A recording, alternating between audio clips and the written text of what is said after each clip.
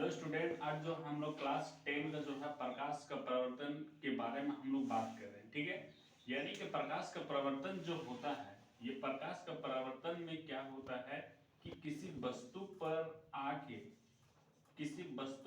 आके यानी कि प्रकाश का किरण किसी वस्तु पर गिरता है और गिरने के बाद पुनः वापस रिटर्न चल जाता है।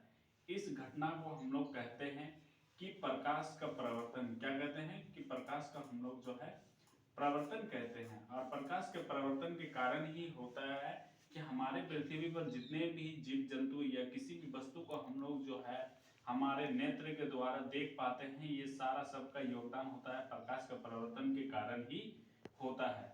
तो प्रकाश का प्रवर्तन के दो नियम होते हैं।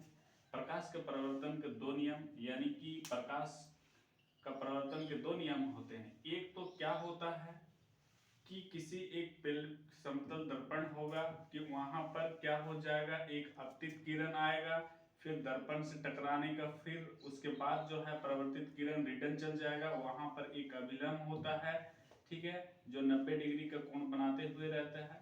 ठीक, आपतित किरण और अभिलंब के बीच वाला कोण को हम लोग अपतन कोण कहते हैं, और अभिलंब और परावर्तित किरण के बीच वाले कोण को हम लोग कहते हैं परावर्तन कोण।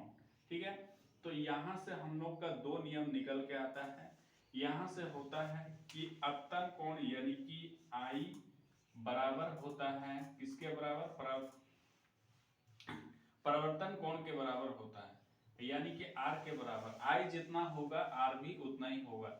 एक तो ये होता है, दूसरा ये होता है कि आपतित किरण और अपतन बिंदु, इसको इस बिंदु को हम लोग क्या कहेंगे, अपतन बिंदु कहेंगे। अपतन बिंदु पर अभिलंब, अपतन बिंदु पर अभिलंब बिंदु, ये वाला अभिलंब बिंदु है, और उसके बाद अभिलंब बिंदु पर अभिलंब क्या होता है, और ये जो है परावर्तित किरण, तीनों क्या होते हैं, एक ही तल के एक ही बिंदु पर होते हैं।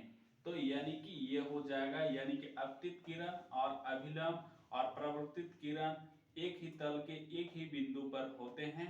ये एक हो गया। दूसरा ये हो गया कि अपतन कोण जितना होगा परावर्तन कोण उतना ही होगा। यदि अपतन कोण 30 डिग्री होगा तो परावर्तन कोण भी 30 डिग्री होगा, यानी कि दोनों बराबर होते हैं। ये होता है प्रकाश के परावर्तन के दो नियम।